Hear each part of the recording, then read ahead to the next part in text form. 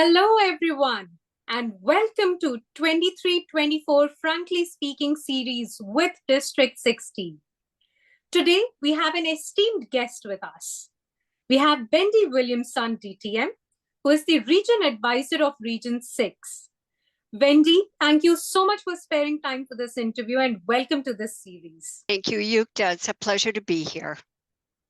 Thank you, Wendy. We have a few exciting questions for you today, and I'm sure the entire District 60 and beyond this, the entire region and probably the whole of Toastmasters family is looking forward to understand your journey.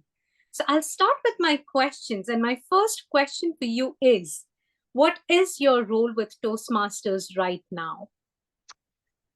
I'm currently the Region 6 advisor. This is a role that started at the international level about 14 years ago, and it was introduced to try and have a layer of support, extra focus support for districts. So when I explained this role, especially to my new district leaders, I asked them to think about the area director role, because everybody knows the area director role. An area director is the glue, is the liaison between the district and 5 clubs. And the region advisor role is very similar.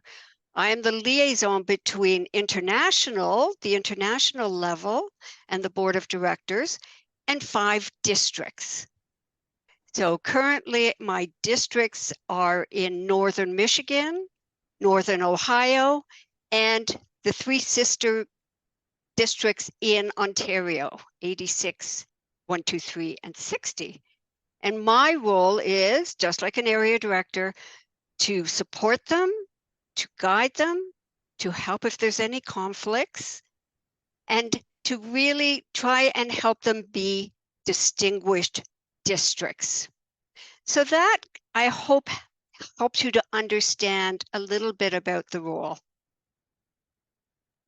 Thank you so much, Wendy. And that doesn't just sound exciting, but it sounds like a huge responsibility. And thank you so much for volunteering and doing this for all of us. Moving on to the next question. My second question is, when did your Toastmasters journey start? And how did it prepare you to become the region advisor? I have been part of District 60 and Toastmasters since 2010, so 13 years. I started in a corporate club, a bank club, downtown, just like most people, many people in the districts. I was late in my career. I was 57, 58 when I came back from New York and started working for Bank of Montreal.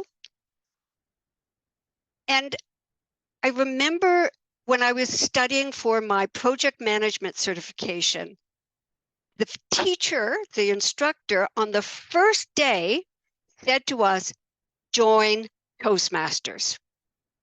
So when I took this role with Bank of Montreal, a colleague had a Toastmasters magazine on her desk, and I immediately said to her, I'm interested in this.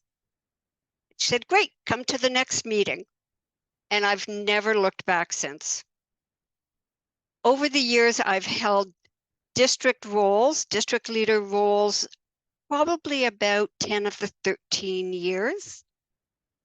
And what's so exciting about being part of district leadership is there are so many opportunities for growth and for networking and for making friends. I have so many friends in Toastmasters that I would never have met if I hadn't been given the opportunities. So that's kind of my journey. I took step 1, like I hope many of you will do, and just kept going year after year. I did have an area director who came to me when I was president of my club and said, I think you'd make a great area director. Will you apply? And I said, yes. And then the division director said to me when I was area director, I think you'd be a good division director. Will you apply? And I said, yes. So I've had people tapping me on the back year after year saying, would you please serve? And I've never regretted it. Every year, at the end of the year, I think to myself, if I hadn't done that, I wouldn't have learned all these new skills and be part of a community of lifelong learners. So that's my journey. Thank you so much, Wendy. Your journey, your story talks so much about your dedication and service in Toastmasters. This is so inspiring, and I'm sure all of us who are going to watch this interview are going to be inspired by this and take up more leadership roles and maybe someday be there. And thanks to all your guidance, that anybody who steps into a leadership role is able to excel. And those humble beginnings like yours make such great big stories. Power of saying yes, I would say. Power of saying yes. That's all you've got to do. Thank you so much for that, Wendy. Moving on, the next question is, what impact has Toastmasters created on you? We know the impact that you're creating on Toastmasters, but is there any impact that Toastmasters has on you, and what is it like? Oh, where do I start? Toastmasters has shown me to go out of my comfort zone, to try things that I wouldn't necessarily have thought of trying, like taking on different leadership roles. I was the club coach chair for the district 1 year. I was the Pathways Chief Ambassador and had to bring Pathways finally to District 60. That was a busy year. It's given me confidence. It's given me the ability to use my voice and be confident doing it. Toastmasters has taught me leadership. The leader that I was as a division director is not the same as the leader I am now. I have changed my thoughts and my perspective because of all the training and all the experiences I have. And that's what you do when you keep taking on these roles. You develop over time and you change over time, and you hopefully gain more wisdom and you become a better communicator and a better leader. So it has had a huge impact on my life. And I don't do it for my career because I retired from Bank of Montreal many years ago. I do it for me, and I do it to give back to the Toastmasters community that have served me so well. Thank you, Wendy. That's so inspiring. And that makes me think, how does the community, or how does your circle outside of Toastmasters view you and your journey with Toastmasters and your leadership here? People are always interested. You know, when I tell them I'm a Toastmaster, they know what it is. You'd be surprised how many people do know that, you know, what Toastmasters is. Some of them have been Toastmasters in the past or still are. At my church, I definitely took on roles because people found out I was a Toastmaster. And I'm a Catholic. At Mass, we do readings. We do a number of readings, and the person ahead of this role, it's called a lector, found out I was a Toastmaster and approached me and said, I think you'd make a great leader. I hear you're a Toastmaster. This is what you do. And I said, absolutely. And we had a audition, and he just went, okay, you'd be great. Let's go. So people do hear about Toastmasters. Once they know you're a Toastmaster, they do know that you have been studying and committed to being good communicators. And I'm sure on many other ways too, but there's just one little story. That is definitely something that everybody watching this interview must note, that you are able to take this journey beyond Toastmasters platform. It's not something that is exclusive to this platform, but when you go outside at your workplaces, in your social circles, in your personal circles, there's so much impact and people recognize you for the skills that you develop. Thank you so much, Wendy.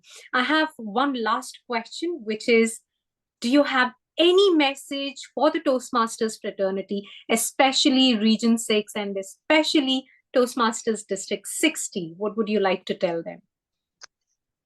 For the Region 6, I'm just thrilled to be able to give service and to help districts become distinguished, help districts understand the district message, and to make their goals around that district message. We build new clubs and support all clubs in achieving excellence. And that's what we want to be. And that's what we want to do as a district leader. We want to support our clubs. My dear friend and former TRIO member when I was District 60 District Director, Anita Pathak, always says, members matter most. And I'm not important. Sorry, Yukta, you're not important, except as a member. Our members are always the most important. So always put the members' experience first. They're giving their time, they're giving their commitment to Toastmasters, and it's our job to help them achieve their goals. And as a region advisor now, it's my job to help our districts and support them as they achieve their goals. So Toastmasters, remember what your why is, why you joined. If you're a lifelong learner like I am, keep at it. You'll never get everything out of Toastmasters that you can, because there's always new opportunities, new ways to grow and flourish by staying in Toastmasters. That's fantastic, Wendy, and thank you so much. In today's interview of Frankly Speaking, at the end, I have two words for you, two words that probably define you the best. That is a servant leader. I think throughout your journey of 13 years in Toastmasters, you have served everybody you could. And today, as the PRM of District 60, I have the first-hand opportunity to witness this, because the meetings that we've had, the emails that we've exchanged, you've been so supportive. And I think that's what should inspire every member everywhere in Toastmasters, that this is what we learn on this platform. And this is what we take back wherever we are. And we lead by serving our people. And that, I think, makes the best kind of leaders in the world. I agree with you, Yukta. You couldn't have said it better. Thank you so much for your time today. I really appreciate having a few minutes to share with you and our district and our district leaders. And I wish everyone a very successful year. Thank you so much, Wendy. I am sure everyone's going to enjoy watching this interview. Thank you so much for taking time out and meeting with us.